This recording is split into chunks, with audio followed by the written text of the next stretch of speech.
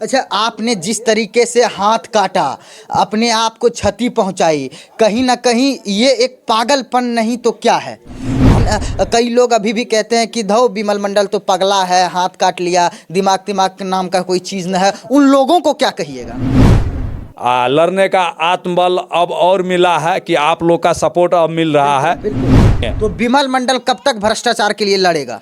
आजीवन, जब तक मेरा जीवन है तब तक हम लड़ते रहेंगे। देश को कुर्बानी जब तक नहीं पड़ेगा तब तक देश नहीं जागता है, इसलिए देश को कुर्बानी दिए हैं भागने के लिए। आपको क्या लगता है कि आपके इस कारनामे से क्या भ्रष्टाचार खत्म हो जाएगी? नमस्कार, आप देख रहे हैं द एएम न्यूज और मैं हूं आपके साथ अंकित मिश्रा। आज से कुछ माह पहले एक नाम काफ़ी चर्चे में आया था, शायद आप लोगों ने वो नाम सुना होगा, जो कि भ्रष्टाचार के खिलाफ अपने हाथों की आहुति जाकर अयोध्या में दे देते हैं। कहीं ना कहीं समय बीतता गया और वो नाम जो है कि धीरे धीरे सबके जुबां से उतरता गया, आखिरकार वो नाम दब गया। क्योंकि इसी लिए मैं फिर से उसी महापुरुष के घर पे आया हूँ, जिन्होंने विकास के लिए, पंचायत के लोगों के लिए अपनी जान जोखिम में डालकर इतना बड़ा कदम उठाया था। आज भले ही आप उनको भूल गए होंगे, लेकिन उनको याद करवाना हमारा फर्ज बनता है। आज ऐसे ही महापुरुष के यहाँ हम आए हुए हैं, जिनको देखकर आपकी भी आंखें कहीं ना कहीं भर जाएंगी, अगर आप भारत माता से प्यार करते हैं तो। चलिए आपको सीधा मिलाते हैं उस महापुरुष से। तो आप लोग को पता ही होगा कि एक शेर दिल इंसान ही ऐसा काम कर सकता है, जो कि बिल्कुल समाज के लिए अपनी जान को न्यौछावर कर दे। वैसे बिमल मंडल जी, आपने नाम तो सुना होगा। आइए उसी से बातचीत करते हैं और जानने की कोशिश करते हैं कि जब से उन्होंने हाथ काटा है अभी तक उनकी मांगे पूरी हुई कि नहीं हुई, यहाँ के स्थानीय पदाधिकारी ने क्या कुछ अभी तक किया, या फिर स्थानीय नेतागण ने, प्रतिनिधिगण ने क्या कुछ अभी उनके लिए किया है और क्या पंचायत के लिए किया है। ग्राउंड जीरो से ग्राउंड लेवल पर एग्जिट निशाना, एग्जिट न्यूज़ सीधा आप तक पहुंचाने का कोशिश करते हैं। अजय सर, ये चेहरा आप अगर भूलना भी चाहें तो कभी भी नहीं भूल पाएंगे, क्योंकि सभी के दिलों में अपना छाप छोड़ने वाला बिमल मंडल आज आपके सामने खड़ा है। सबसे पहले सर, बहुत बहुत स्वागत है आपका द एएम न्यूज़ पर। आप लोग चौथा स्तंभ का भी धन्यवाद। आप लोग मेरा जो मामला है इसको आप लोग उठाएं पहले से, फिर आप लोग आए, तो आप लोग को धन्यवाद करते हैं। सबसे पहले आपको बहुत बहुत कांग्रेचुलेशन, शुभकामनाएं कि आप सही सलामत अपने घर पे आ गए हैं।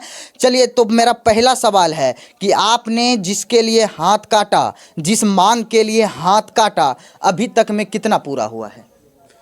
कुछ पूरा नहीं हुआ है। आए हैं हम 31 जनवरी को यहाँ आए हैं, तब से हम घूम फिर रहे हैं। जो भी प्रतिनिधि सब हैं वो सब भी आए और बोले कि पहले तो ऐसा सिस्टम था कि काम करने के बाद कमीशन दिया जाता था, लेकिन अब पहले मांग रहा है कि 40% कमीशन पहले देना होगा, इसके बाद योजना आपको दिया जाएगा। तो सिस्टम तो वही है। सिस्टम यहाँ से लेके नीचा से ऊपर तक सब टेबल कमीशन लेता है, सबका बंधा हुआ है। इसीलिए ना मेरा मांग है कि एक पंचायत का अगर जांच अगर हो जाएगा तो पूरा बिहार का भ्रष्टाचार का पोल खुल जाएगा। क्योंकि बहुत योजना है, 50 से ऊपर योजना चलता है, बहुत योजना है जो धरातल पर नहीं उतरा है। आधा से अधिक योजना धरातल पर नहीं उतरा है, और जो धरातल पर उतरा है वो 50% से ज़्यादा भ्रष्टाचार किया जाता है। क्योंकि हमने सरकार को, राज्य सरकार और केंद्र सरकार दोनों को दिए थे कि 50% से कम भ्रष्टाचार हुआ होगा तो हमें फांसी दिया जाए, लेकिन सरकार फिर भी नहीं जगे। फिर हमने अल्टीमेटम दे करके दिए थे कि मर्यादा पुरुषोत्तम श्री राम जी की सौगंध 1 अक्टूबर 2022 के अंदर सीबीआई का जांच मीडिया द्वारा सार्वजनिक नहीं किया गया तो जिस हाथ से हम आवेदन लिखे हैं उस हाथ को काट के खून से सने पन्ना को लाल कर देंगे। फिर भी सरकार नहीं जगे और हमने जो कसम खाए वो कसम हमने अयोध्या में जा करके अपना हम पूरा किए। और हमें विश्वास है कि एक दिन न एक दिन भरगवा प्रखंड का जांच निश्चित मतलब होगा। वो समय का इंतजार है, जिस दिन समय वो आएगा निश्चित होगा। हम जंग लड़ते रहेंगे, आगे का प्रयास करेंगे, इसमें कोई कसर न है। लड़ने का आत्मबल अब और मिला है कि आप लोग का सपोर्ट अब मिल रहा है। बिल्कुल। तो सपोर्ट अगर आप लोग जैसे दे रहे हैं तो ये अनुसार से हम निश्चित मतलब भ्रष्टाचार का अंत करेंगे। अगर एक पंचायत का अंत जिस रोज होगा उस रोज हम बुझेंगे कि नहीं अब मतलब बिहार आज़ाद हुआ है। 75 साल हो गया है लेकिन बिहार गुलाम है। अच्छा, आपने जिस तरीके से हाथ काटा, अपने आप को क्षति पहुंचाई, कहीं ना कहीं ये एक पागलपन नहीं तो क्या है? हमने कसम खाए थे उसमें कि सरकार जाग जाएगा। मर्यादा पुरुषोत्तम जी का कसम जो खाए। और भी कई तरीके हैं सरकार को जगाने का, तो अपने आप को क्षति क्यों पहुंचाना? जगाने का तो प्रयास तो किए कि 50% से कम भ्रष्टाचार हुआ होगा तो हमें फांसी दिया जाए, फिर भी सरकार नहीं जगे। लास्ट में वो जय श्री राम के नाम पर वो सब वोट लेते हैं, वो नाम पर सोचे कि जगाएंगे, अगर जग जाएगा इसमें तो जगेगा ही। हमें विश्वास था कि इसमें जगेगा, और नहीं जगेगा अगर तो जो हम लिखे हैं ये अनुसार से मेरा मृत्यु हो जाएगा। क्योंकि अब कितना दिन जीना है, जो भी कोई कुछ लेकर नहीं आया है नहीं लेकर जाएगा। आपका मृत्यु हो जाएगा। आपने अपने परिवार वालों के बारे में नहीं सोचा, आपकी बेटी है उनके बारे में नहीं सोचा। आखिरकार जब आप ही नहीं रहेंगे तो उन लोगों का क्या होगा? और रही बात, आपने अपना हाथ काटा, चलिए भ्रष्टाचार के लिए काटा, लेकिन कई लोग अभी भी कहते हैं कि धो विमल मंडल तो पगला है, हाथ काट लिया, दिमाग नाम का कोई चीज़ न है। उन लोगों को क्या कहिएगा? देखिए वो सब तो समझते हैं, जैसे कुआं में कोई अगर बेंग है तो वो समझते हैं कि संसार इतना ही बड़ा है।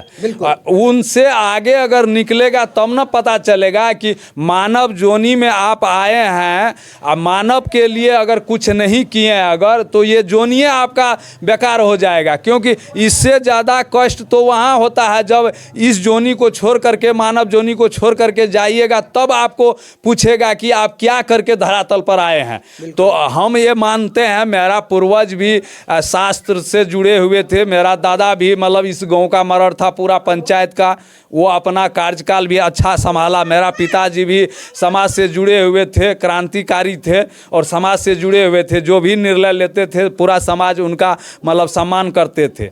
लेकिन हम जो निर्णय लिए हैं तो ये निर्णय कम उम्र में, और वो निर्णय लिए हैं जो देश के हित में लिए हैं निर्णय। देश में जब तक देश को कुर्बानी जब तक नहीं पड़ेगा तब तक देश नहीं जागता है।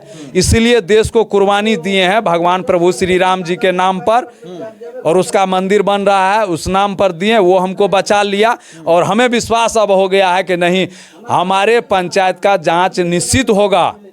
जिस रोज जांच अगर होगा तो उस दिन से पहले का जो भी मतलब मुख्यमंत्री है, पहले का जो भी पदाधिकारी है, वो सब का सर्वनाश हो जाएगा। क्योंकि उसको अगल बगल सब उनके नाम पर थूक फेंकेगा कि ये भ्रष्टाचारी है।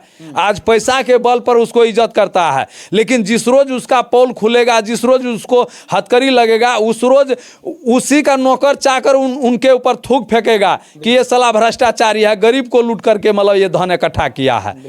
तो हम देश के लिए लड़ रहे हैं, और एक दिन ना एक दिन सत्य पर चलने वाले व्यक्ति को कठिनाई होते हैं। आप प्रत्याशी भी रह चुके हैं, किस चीज के प्रत्याशी थे? हम इस वार्ड से वार्ड मेंबर जीते थे, वार्ड मेंबर से उप मुखिया बने, और कुछ दिन के लिए हम मुखिया भी रहे। अच्छा, आप उप मुखिया थे, इसलिए आपको ज़्यादातर जानकारी होगी कि पंचायत में क्या कुछ घट रहा है, कहाँ भ्रष्टाचार हो रहा है। आखिर आपका मांग एक ही है कि पूरे सार्वजनिक तरीके से पंचायत की जांच हो।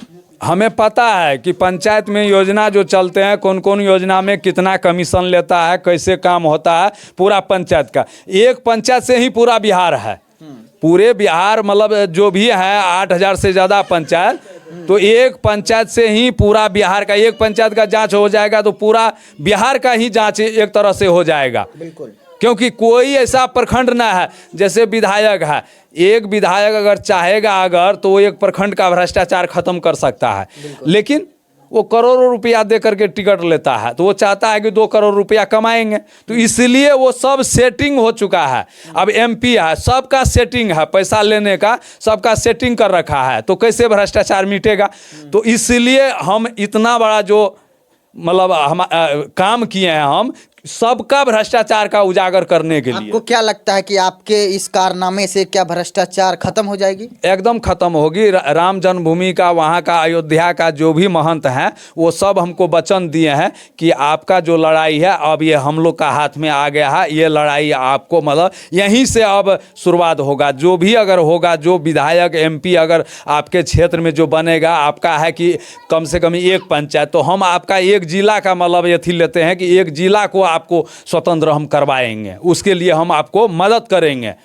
अच्छा, आपको किससे शिकवा गिला है? यहाँ के पदाधिकारी से या फिर नेता से, मुख्यमंत्री से, किससे क्या चाह रहे हैं? नेता से हमको नहीं है। नेता सब तो भ्रष्ट है, वो सब तो बिजनेस बना लिया है। एक मुखिया पंचायत का जो लड़ता है तो कम से कम 50 लाख रुपया वो खर्चा करता है। अब 50 लाख खर्चा करता है, जनता का भी कमी है उसमें कि जनता भी मतलब जो है देखता है कि ये पैसा ज़्यादा खर्चा करता है तो उसी को वोट देता है, तो वो पैसा फिर लेगा कहाँ से? उतना तो इकट्ठा वो करेगा। पदाधिकारी जो है वो अगर चाहेगा अगर तो भ्रष्टाचार खत्म हो जाए।